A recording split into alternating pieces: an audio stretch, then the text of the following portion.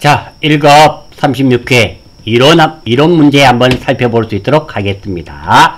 자, 먼저 이론 문제 풀기 전에는 꼭 전제 조건이 하나 있죠. 무엇부터 해야 될까요? 여러분들이 먼저 한번 생각해 보세요. 자, 이겁니다. 자, 이론 문제 풀 때는 무조건입니다. 이게 실기 화면의 기초정보관리에 있는 계정 과목 및 적요 등록 이거부터 실행을 시켜둡니다. 실행시켜두고, 자, 다음 계정 과목에 관련된 게 나타나면은 알고 계시면 현금이 자산이라는 거, 유동자산이죠. 유동자산이라는 거 알고 있는 게 놓으면 찾아볼 필요가 없습니다. 하지만 모르는 것이나 확신이 들지 않을 때는 꼭 여기서 찾아보시고 문제를 해결하십시오. 그러면 많은 문제를 맞추실 수가 있다라는 거 먼저 말씀드립니다. 이것만 아시더라도 이론 문제, 많은 문제들이 해결이 됩니다. 자, 많은 학생들이 이론을 어려워하고 있습니다. 하지만 조금만 신경 쓰시면 어렵지 않습니다. 한번 보겠습니다. 1번부터. 자, 1번 자주 나오는 문제는 아닌데요. 다음 중 내부 통제 제도의 목적에 해당하지 않는 것. 내부 통제 제도네요. 내부 통제를 왜 하게 될까요? 내부 통제는 기업의 정보가 외부에 유출되지 않도록 하고, 그리고 절차적으로 합리적으로 운영이 될 수 있도록 통제하는 겁니다. 한번 보겠습니다. 틀린 거 찾는 거네요. 첫 번째, 재무정보의 신뢰성을 확보할 수 있게 한다. 예, 좋은 말이 되죠. 예, 맞는 말입니다. 이것은 재무보고의 목적에 해당됩니다. 두 번째, 관련 법규 및 정책을 준수할 수 있게 한다. 요거는 법규 준수의 목적이라고 합니다. 예, 맞습니다. 자, 맞는 것부터 보겠어요. 기업 운영의 효율성 및 효과성을 확보할 수 있도록 한다. 요거는 운영의 목적이 됩니다. 정답은 2번이 됩니다. 3번이 됩니다. 기업의 경영 성과를 극대화할 수 있도록 한다. 내부 통계를 한다고 해서 이게 기업 경영 성과, 돈을 많이 벌 수는 없다라는 겁니다. 그래서 답은 3번이 틀렸고요. 물론 경영 성과란 말과 효율성 및 효과성이란 말은 다르죠. 경영 성과는 돈을 많이 벌 수 있도록 한다. 이런 뜻이 되는 거고요. 운영의 효율성, 효과성은 의미가 다르게 됩니다. 특히 이번에 나와 있는 기업의 경영 성과를 극대화할 수 있도록 하는 것은 전략적 기업 경영이라 그래요. SEM에 대한 설명입니다. 따라서 답은 3번. 2번. 다음은 G항공의 토지 취득 관련 자료이다. 취득 원가는 얼마인가? 자, 취득 원가 다시 한번 보겠습니다. 취득 원가는 무엇을 사면서 들어간 돈과 부대 비용을 포함한다라는 거 알아주시면 좋겠습니다. 문제 한번 보겠습니다. 자, 본사 4억을 신축할 목적으로 건물이 있는 토지를 1,500만원에 구입했다. 자, 이 말은 1,500만원 안에는 건물값 플러스 토지값이 있단 말입니다. 건물값이 얼마이고 토지값이 얼마인가는 모르겠네요. 다음 2번.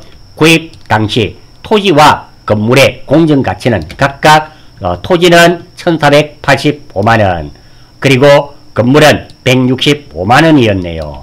건물은 취득과 동시에 철거를 하였다. 철거 비용 요만큼 들었습니다.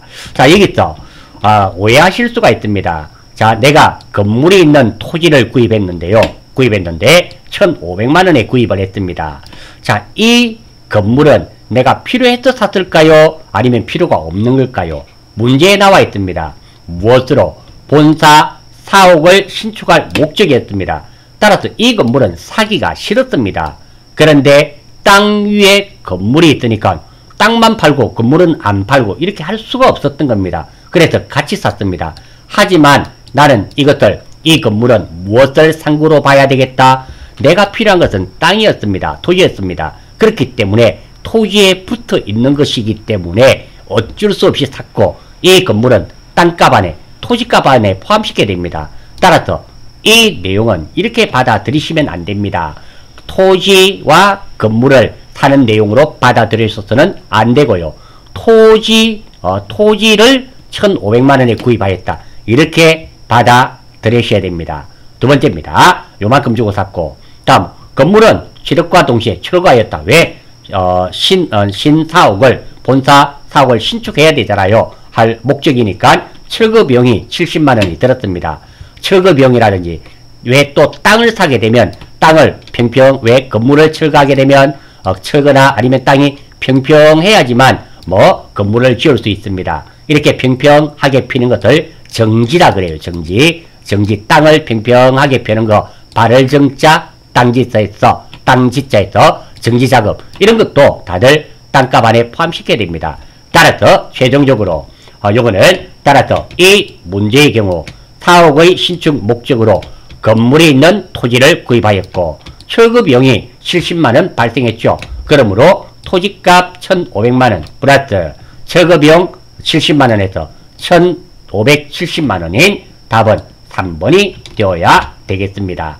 자, 이 문제 포인트는 건물값은 지뢰다 필요가 없다. 왜? 내 목적 자체가 본사 사옥을 신축할 목적이기 때문입니다.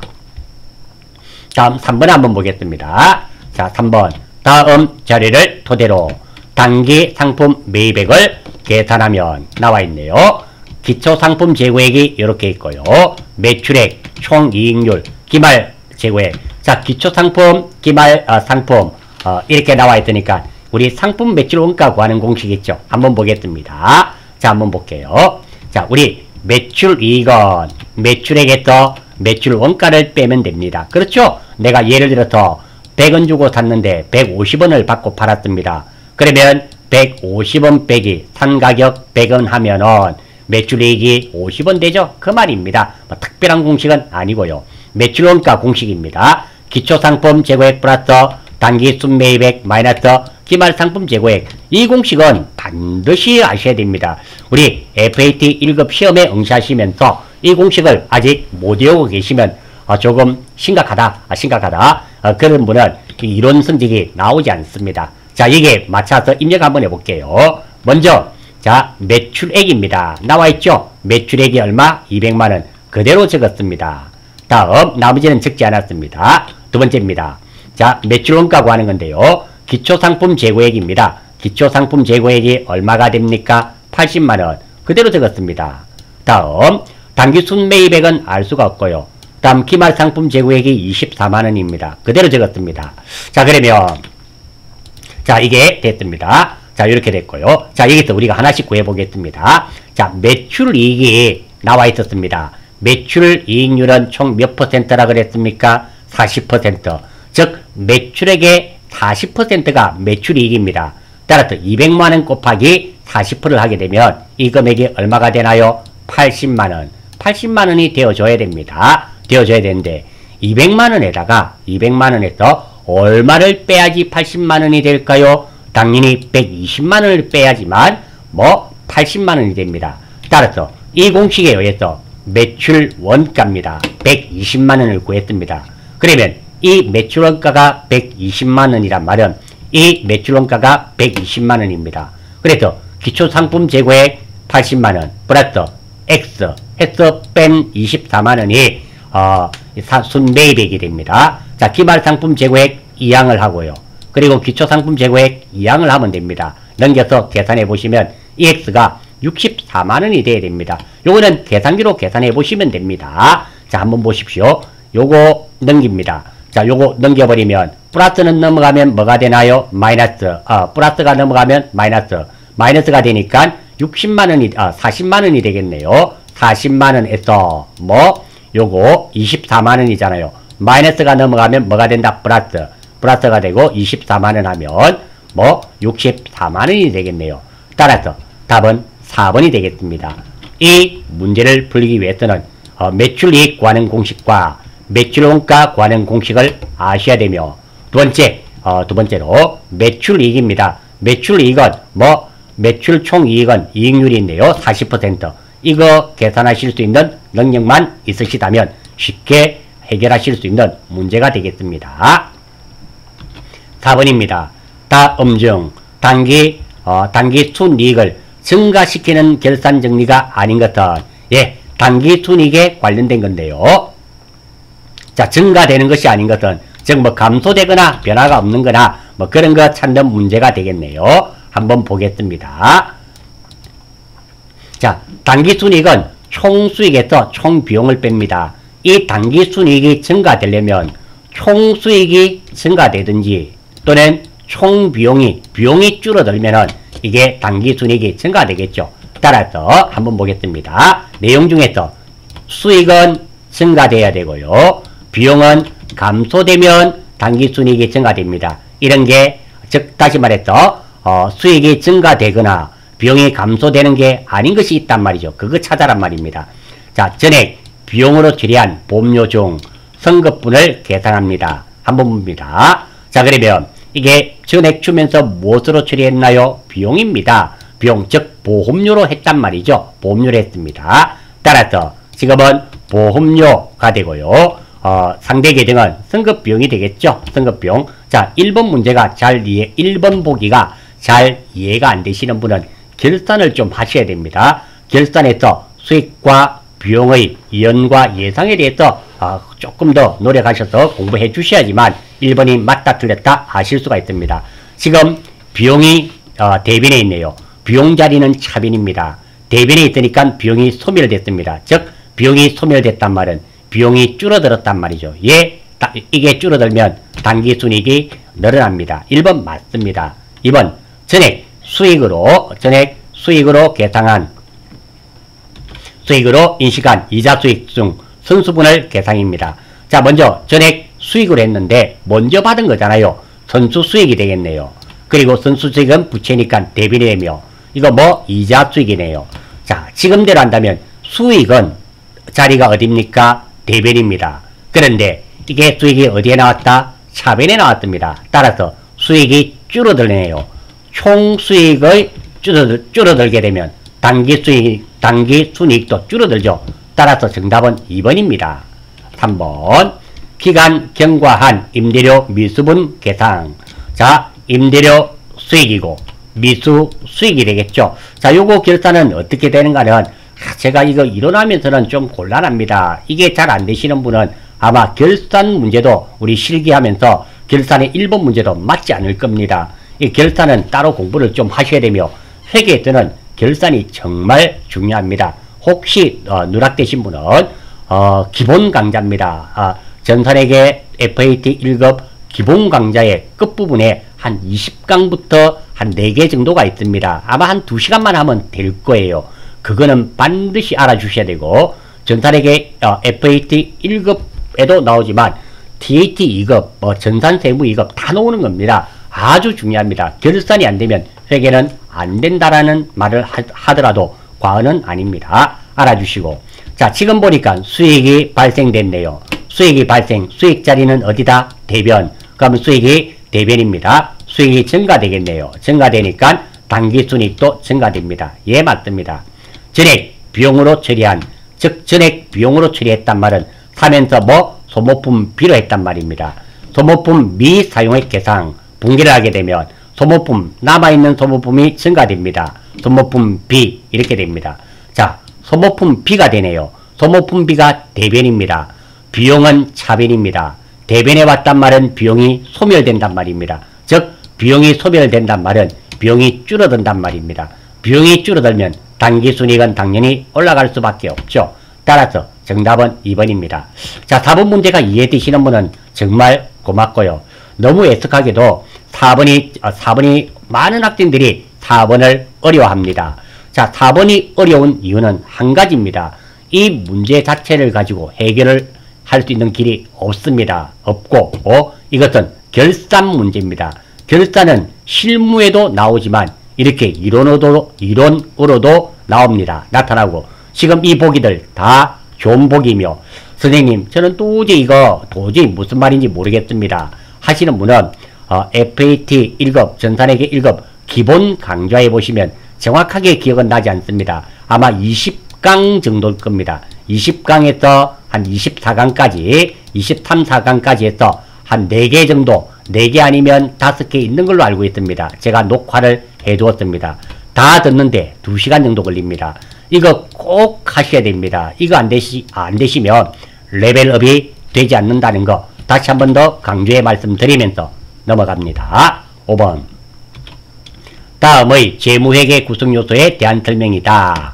이에 대한 개정 과목으로 오는 것은 한번 볼게요. 기업 실체가 현재의 의무를 미래에 이행할 때 경제적 교육이 유출될 가능성이 매우 높고 그 금액을 신뢰성 있게 측정할 수 있다. 자, 이렇게 되니까 이것은 무엇이다? 갚아줘야 되는 거죠. 미래에 이행해야 할 경제적 효익이 유출되잖아요. 갚아줘야 된단 말입니다. 따라서 이 내용은 부채에 대한 설명입니다. 자, 요 중에서 부채를 찾아란 말입니다. 부채는 차량 운반구는 유형자산입니다. 여비, 교통비는 판매비와 관리비죠. 외상매입금이 유동부채죠. 따라서 답은 3번. 임대료 수익은 영업 외 수익입니다. 그래서 답은 3번이 되며 이것도 마찬가지입니다. 자, 임대료 수익이 영업 외 수익인지 모르시면 제가 이렇게 개정 과목에 관련된 것은 찾아보시라 했습니다. 컨트롤 F 임대료 수익 하면은 일치하는 데이터가 없다 그러네요. 다시 한번 볼까요? 다른 거 한번 없는 경우도 간혹 있습니다. 임대료 한번 해볼까요? 컨트롤 F 임대료 자, 임대료 수입이네요. 수익으로 안 돼 있고요. 자, 여기 임대료 수입은 요거는 매출이고요. 또 한번 볼까요? 컨트롤 F 임대료 다음 자켓 한번 보겠습니다. 저기 보니까 임대료 수익이 있었네요. 904번에 있네요. 자, 요거 확인 한번 해보겠습니다. 다시 904. 자, 제가 오타가 있었는지 모르겠지만 904번 임대료 수익이죠. 임대료 수익은 904번이고 자, 여기에 보시면 어디에 판매비와 관리비 요거는 800번대가 되고요. 기타에 보시면 나와 있습니다. 904번은 여기 있고요. 임대료 수익입니다. 자, 영업 외 수익이 901번부터 930번까지지 않습니까? 그래서 이게 영업 외 수익임을 알 수가 있다라는 겁니다. 이렇게 아무튼 개정 과목에 관련된 게 확신이 들지 않으면 어디서 찾아본다? 개정 과목 및 조교 등록에서 찾아보실 수 있도록 하십시오. 다음 6번입니다. 다음은 한공의 총계정원장 일부와 대손 관련 자료이다. 당기 손익계산서에서 계산되는 대손 상각비는 얼마인가? 한번 보겠습니다. 일단 외상 매출금이 있네요. 있는데 지난달에 외상으로 팔았던 거 10만원 2월 됐습니다. 그리고 12월 21일 날 외상으로 50만원 팔았네요. 그래 대손 충당금 한번 봅니다. 대손 충당금 전기 2월이 6천원이 있었습니다. 나머지는 없고요. 요 정도만 보고 한번 보겠습니다. 자, 단기에 회수한 외상 매출금은 없고요.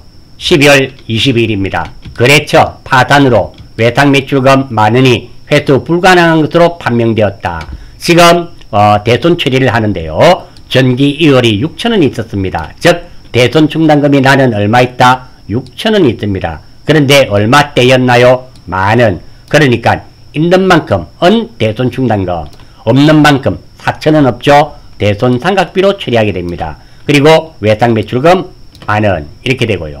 자, 따라서 여기까지만 하게 되면 이제 대손 충당금이 얼마가 남아있습니까? 0이 되겠죠? 왜? 6천원인데 만원 떼여서 6천원이 있었는데 만원 떼여서 6천원 써버렸잖아요. 이제 없습니다. 두 번째입니다. 12월 31일 매출 채권 잔액에 대하여 1% 대손 충당금을 설정하기로 한다. 한번 보겠습니다. 자, 매출 채권 한번 봐요. 자, 전기에 매출 채권이 얼마 있었습니까? 외상 매출금 10만원. 12월 21일 날 얼마였습니까? 50만원. 그러면 외상 매출금이 받은 금액이 없기 때문에 60만원입니다.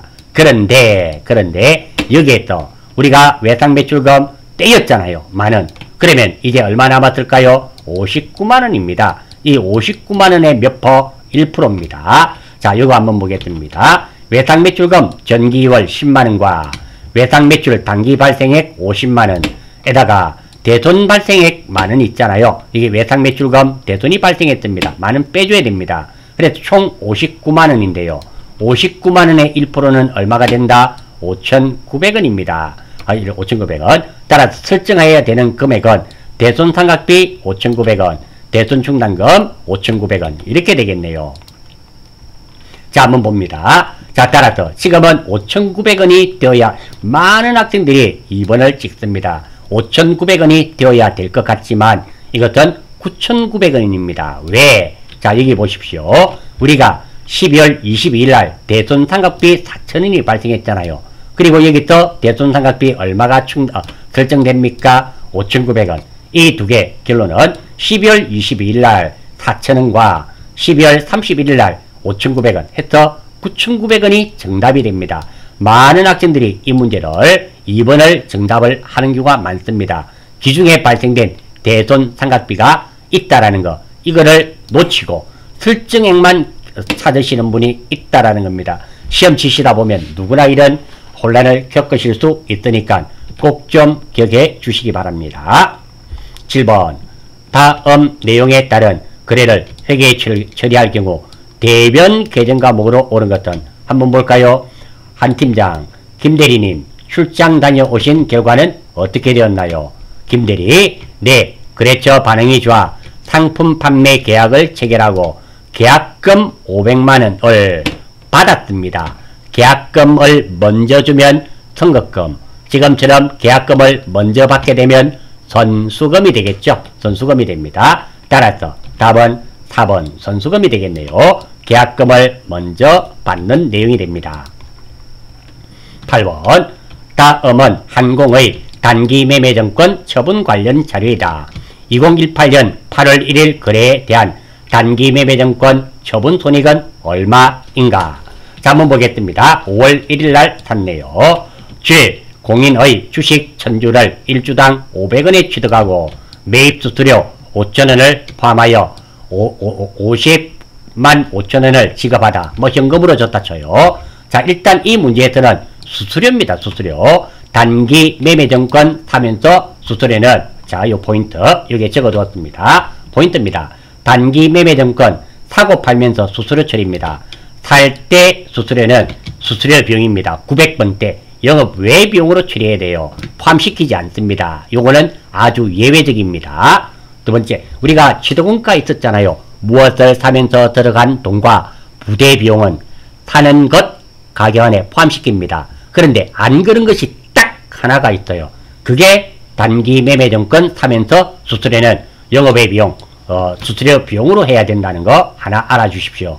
팔 때 수수료는 이익을 보고 팔면 처분 이익에서 빼야 됩니다. 수수료 비용을 빼고, 그리고 수수료 비용은 적지 않고, 손해를 보고 팔면 처분 손실이 발생하겠죠. 처분 손실에 가산하고 수수료 비용을 적지 않는다는 거. 이거 정말 중요한 내용입니다. 꼭 메모하셔서 기억해 주시기 바랍니다. 자, 그래서 분개 한번 해보겠습니다. 어떤 거? 자, 지금 5월 1일 날 단기 매매정권 50만원과 이거 5,000원 뭐 수수료 비용 이렇게 따로 적어야 됩니다. 900번대입니다. 현금은 얼마? 이렇게 됐습니다. 두 번째, 8월 1일입니다.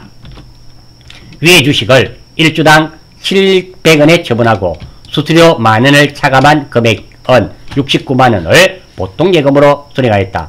일단 보통예금으로 받았기 때문에 보통예금 69만원입니다. 69만원 별 문제 없고요. 단기 매매정권은 얼마짜리였습니까? 50만원짜리. 그래서 단기 매매정권 50만원입니다.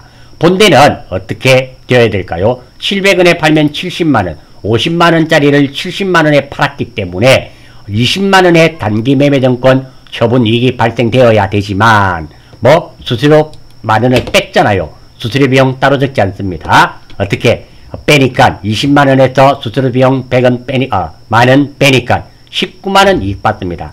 따라서 지금은 단기 매매정권 처분 이익 19만원이 된다는 거. 요거 꼭 좀 기억하시고요. 이 문제는 실무 문제로도 자주 출제되는 문제니까 꼭 좀 이 내용을 표시하셔서 기억해 주시기 바랍니다. 자, 다음 9번. 다음은 한공의 2019년도 기말 재무제표에 나타난 계정 과목과 금액의 일부이다. 이 자료를 토대로 계산한 손익계산서상 영업이익은 얼마인가? 자, 영업이익 구하는 공식입니다. 영업이익은 매출이익에서 판매비와 관리비 800번대죠. 빼면 됩니다. 두 번째입니다. 이 매출이익은 매출액에서 매출 원가를 빼면 됩니다. 자, 여기에 맞춰서 한번 적어보겠습니다. 자, 먼저 판매비와 관리비부터 찾아보겠습니다. 퇴직급여 판매비와 관리비입니다. 복리후생비 판매비와 관리비입니다. 이거 두 개 더한 금액이 얼마? 18만원입니다. 매출액 당연히 아니죠. 개발비는 우리가 계정 과목에 빗자로 끝나면 다들 비용입니다. 빗자로 끝나더라도 비용이 아닌 게 딱 하나 있습니다. 그게 바로 개발비. 개발비는 무형자산입니다. 아닙니다. 그리고 이거 뭐 잡이익이죠. 잡이익 수익이 되겠죠. 법인세 비용. 자, 요것도 마찬가지입니다. 법인세 비용이 뭐 판매비와 관리비인지 잘 기억이 안 납니다. 그러면 여기서 전체에서 찍어 주시고요. 컨트롤 F 뭐 법인 부자만 치면 됩니다. 자, 요거 아니고요. 다음. 자, 다음 법인세 등 여기 있네요. 자, 988번이지 않습니까? 988번. 자, 988번은 어디에 나와 있나요? 요 사이 991번, 998번입니다. 법인 요 개인이죠. 여기에 해당이 됩니다. 그래서 요거는 판매비와 관리비가 아닙니다. 판매비와 관리비는 다들 800번대입니다. 한번 보겠습니다. 판매비와 영업비용의 다른 이름이 판매비와 관리비가 됩니다. 800번대입니다. 800번대. 그래서 아니에요. 자, 됐고요. 그러면 요 18만원을 적을 수 있습니다. 적을 수 있고요. 다음 두 번째, 매출액 130만원입니다. 요거 그대로 적었습니다. 매출원가 80만원입니다. 그대로 적었습니다. 자, 따라서 130만원에서 80만원 빼니까 얼마가 된다? 50만원이 됩니다. 매출이익이 놉니다. 다음, 이 50만원에서 18만원 빼니까 영업이익은 얼마가 된다? 32만원입니다.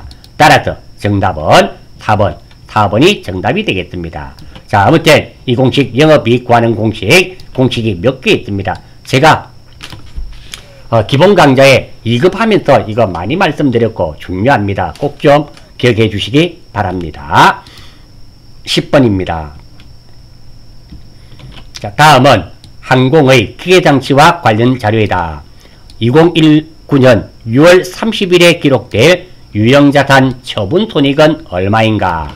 자, 일단 한번 보겠습니다. 2018년 12월 31일 날 샀네요.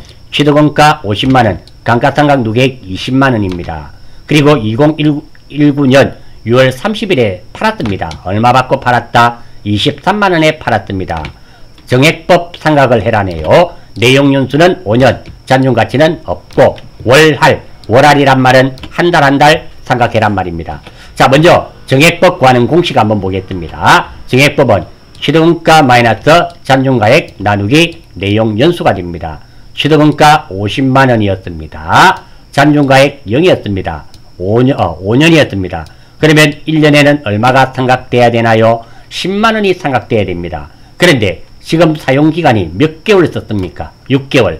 절반 나누어 줘야 되겠죠. 그래서 1년에 6개월치는 얼마? 5만원이 됩니다. 구했고요. 자, 장부금액을 구해야 됩니다. 자, 장부금액은 뭐 취득원가에서 감가상각 누계액을 빼면 됩니다. 자, 취득원가는 50만원이니까 별 문제 없습니다. 자, 감가상각 누계액이 얼마였습니까? 20만원입니다. 그런데 6개월 동안 또 사용했으니까 5만원을 더해야 됩니다. 그래서 전체 감가상각 누계액은 얼마가 됐다? 25만원입니다. 따라서 나는 장부가액 이 기계장치를 얼마짜리로 생각하고 있나요? 25만원입니다. 그런데 얼마 받고 팔았습니까? 23만원 받고 팔았습니다. 즉 25만원짜리를 23만원에 받고 팔았습니다. 이익 받습니까? 손해받습니까? 손해받습니다. 얼마? 2만원 손해받습니다. 그래서 유형자산 처분손실이 2만원. 답은 1번이 되겠습니다. 자, 이 문제는 정액법 관행 공식 하나, 두 번째 6개월이라는 거, 이거 놓치기 쉽습니다. 10만원이 아니라 5만원이라는 거, 요거 놓치기 쉽네요. 이거 10만원으로 계산해버리면 감가상각 누계액이 30만원이 되고, 그러면 장부가액이 얼마? 20만원. 그럼 2만원 이익봉굴로 되겠네요. 이렇게 오해하셔서는 안 됩니다. 안 돼요. 자, 다음 11번. 다음 중 부가가치세 납세 의무에 대하여 바르게 설명하고 있는 사람은? 면세 사업자도 부가가치세 납부 의무가 있어. 틀렸습니다. 면세 사업자는 부가세를 받지 않는 사업자입니다. 부가세 받는 게 없으므로 납세 의무도 없습니다. 그래서 1번 틀렸습니다. 자, 여러분들 여기에 관련된 게 있습니다. 우리 직장 다니면 왜 연말정산하면 세금을 환급받는다는 거 있잖아요. 이것도 잘 보셔야 됩니다. 내가 기중에 납부한 세금이 100만원이라 가정을 하겠습니다. 100만원을 냈는데 자, 공제받는 돈들 다 계산해 봤더니 내가 환급받을 돈이 400만원이었어요. 그러면 과연 얼마를 돌려받을까요?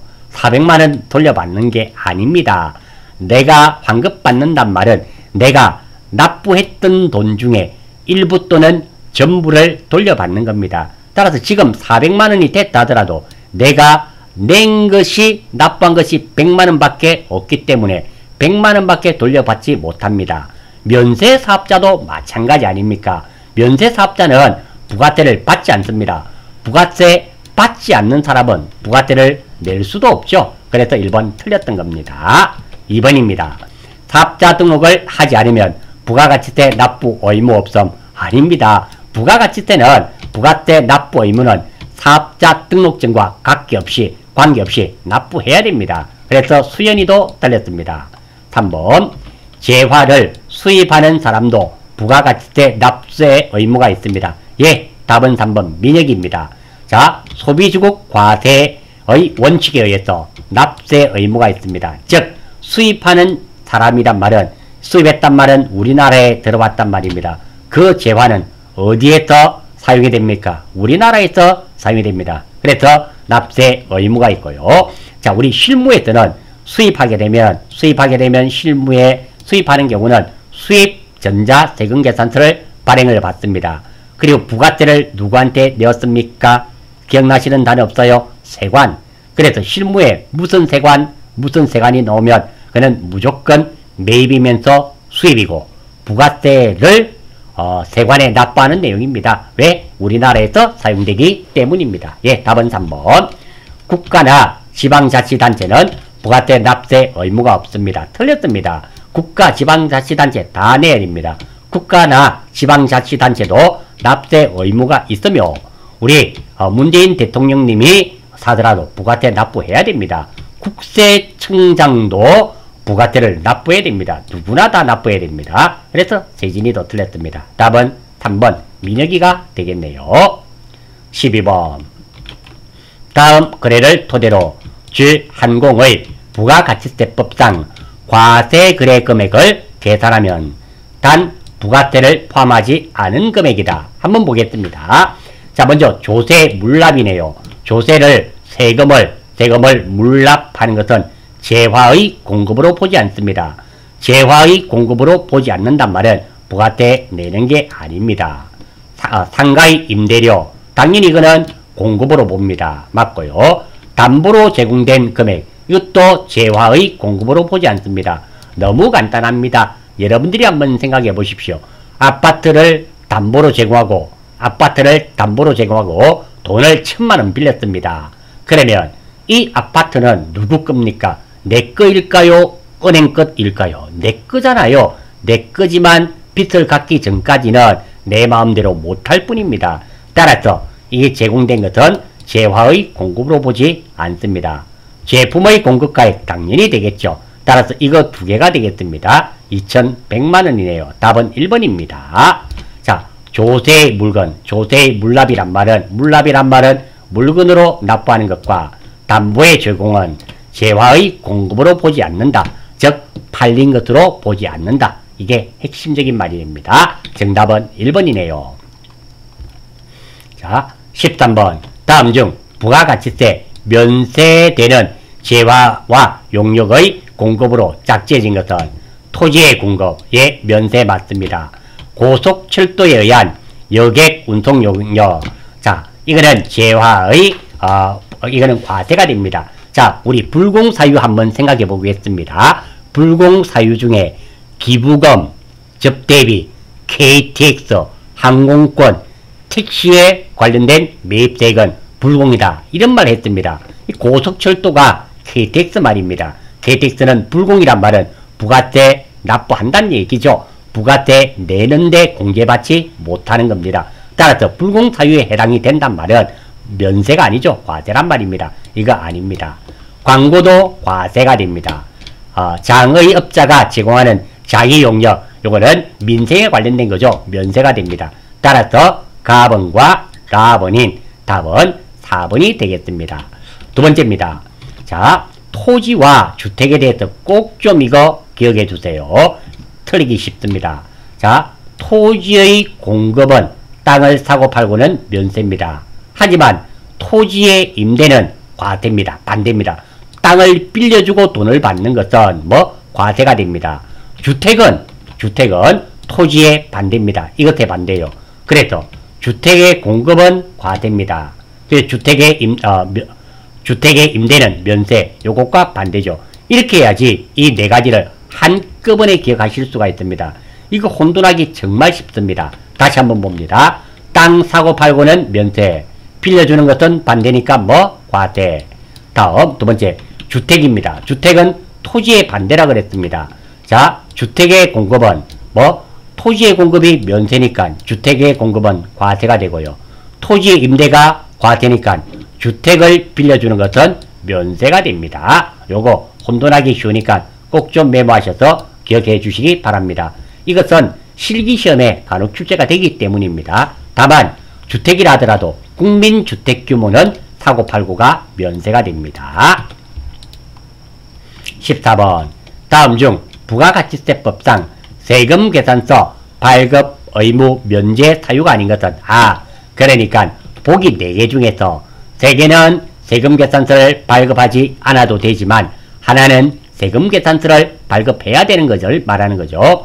국외에서 용역을 제공하는 경우 외국에서 하니까 우리나라에서 세금계산서 발행할 수가 없죠. 예, 1번 맞습니다. 내국 신용장에 의해 수출업자에게 재화를 공급하는 경우, 자, 여러분들 매입 매출장에서 매입 매출 전표에서 신용장 구매 확인서에 의해서 팔게 되면 무엇을 발행해 줍니까? 영세율 세금 계산서를 발행하죠. 따라서 면제해서는 안 됩니다. 반드시 발행해야 됩니다. 정답은 2번입니다.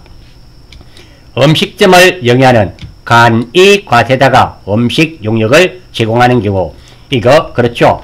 간이과세다는 뭐 세금 계산서를 발행 의무 면제가 아니라 세금 계산서 자체를 발행할 수 없습니다. 간이과세다는 세금 계산서를 발행할 수 없는 업종입니다. 따라서 발급 면제가 아니라 이거 못하는 겁니다. 그래서 이것도 맞는 겁니다. 항공기에 의하여 외국 항행 용역을 제공하는 경우, 이것도 세금 계산서 발급 의무가 면제가 됩니다. 따라서 정답은 2번 내국 신용장에 의해 수출업자에게 재화를 공급하는 경우는 영세율 세금 계산서를 발급해 줘야 됩니다. 다음 15번 마지막이네요. 다음 자료를 토대로 G항공의 2019년 2기 예정신고 시 부가가치세 과세 표준을 계산하면 한번 보겠습니다. 2기니까 2기 예정입니다. 그러면 몇 월부터 몇 월? 7월에서 9월이죠. 날짜를 먼저 확인해야 됩니다. 예, 3개 다 예정신고 기간 맞습니다. 이게 만약에 12월달 이렇게 되면 지뢰 밟을 수 있습니다. 꼭 이런 것들 확인하실 수 있도록 하시고요. 자, 한번 보겠습니다. 과세 표준. 자, 판매 장려용으로 정정한 상품. 예, 요거 정정했지만 판매 장려용이기 때문에 팔린 거로 보고 이거 부가세 납부해야 됩니다. 두 번째, 사업용 화물 자동차 매각 차 팔고 돈 받았습니다. 당연히 이것도 부가세 납부해야 됩니다. 세 번째, 자, 9월 5일날 연체이자의 수령, 연체이자로 받은 것은 이건 재화의 공급으로 보지 않습니다. 따라서 이거는 빼야 됩니다. 빼야 되고, 따라서 이 내용을 더하면 되는데요. 자, 문제가 하나 있습니다. 첫 번째입니다. 자, 판매 장려용으로 정정한 상품입니다. 시가도 있고 원가가 있습니다. 시가도 있고 공급가액이 있습니다. 이렇게 있는데요. 자, 항상 이게 우리가 지금은 부가세 납부해야 되는 거잖아요. 팔고 부가세 받은 거고 납부해야 됩니다. 그럴 때 어떨 때는 시가고요. 어떨 때는 원가, 공급가가 됩니다. 이 돈이 참 어려운가 봐요. 그런데 이 돈 쉽게 제가 구분할 수 있는 길을 알려드리겠습니다. 이거 돈은 항상 국세청장 입장에서, 국세청 입장에서 생각하면 답이 너무 쉽게 구해집니다. 국세청 입장에서 세금은 많이 받는 쪽, 받는 거는 많이 받는 쪽 돈이고요. 그리고 깎아주는 것은 작게 깎아주는 돈이 맞습니다. 자, 지금은 한번 생각해 보십시오. 국세청에서 생각해 보면 돈이 100만원 받고 팔았다, 또는 80만원 받고 팔았다가 있습니다. 100만원은 얼마가 됩니까? 부가세가 10만원. 80만원이면 부가세가 얼마요? 8만원입니다. 그럼 여러분들이 국세청이라면 10만원이 받고 싶어요? 8만원을 받고 싶어요? 10만원. 그러니까 시가로 돼야 되는 겁니다. 마찬가지입니다. 이게 매입이었다고 가정해요. 그러면 매입에는 요게 10만원이고 요게 8만원입니다. 8만원. 깎아주는 거잖아요. 그럼 어떤 걸로 따질까요? 당연히 작게 깎아줘야 되니까 매입인 경우는 이 돈이 맞는 겁니다. 이렇게 따지시면 시가인지 원가인지 구분이 아마 정확하게 되실 겁니다. 쉽게 되죠. 자, 아무튼 지금 같은 경우는 요거 두 개, 시가 100만원과 요거 50만원입니다. 그래서 150만원인 답은 4번이 됩니다. 자, 다음 여기 또 하나 더 알아주십시오. 이론에 나오니까 연체이자입니다. 왜 우리가 돈을 받아야 되는데 며칠 늦게 되면 연체 내잖아요. 연체료 냅니다. 그겁니다. 연체이자료는, 연체이자는 과세 표준에 포함하지 않습니다. 예, 맞습니다. 그래서 이거 포함이 안 됐습니다. 단 할부 판매로 인한 상당액의 이자는 과세 표준에 포함합니다. 그러니까 이런 경우입니다. 내가 차를 3천만원짜리를 팔았습니다. 그런데 30개월에 팔면서 이자를 받았습니다. 30개월 동안 이자를 받으면 이 이자가 상당합니다. 이자가 뭐 200만원이라 치겠습니다. 할부로 팔아서 200만원입니다. 이 200만원은 팔린 거로 봐야 됩니다. 다시 한 번 더. 3천만원짜리 승용차를 팔았습니다. 팔았는데 할부금 플러스 이자, 왜 할부로 사게 되면 할부 이자가 있습니다. 그 이자 부분은 팔린 거로 봐서 이 200만원에 대한 10%도 부가세 납부해야 된다. 제가 드리고 싶은 말은 이 말입니다. 할부 판매로 인한 이자와 연체 이자는 다르다는 겁니다. 연체 이자는 과세 표준에 포함하지 않지만 할부 판매로 인한 이자 상당액은 과세 표준에 포함이 되어야 된다. 이런 의미가 됩니다. 자, 여러모로서 이런 문제 끝내는 걸로 하겠습니다. 수고했습니다.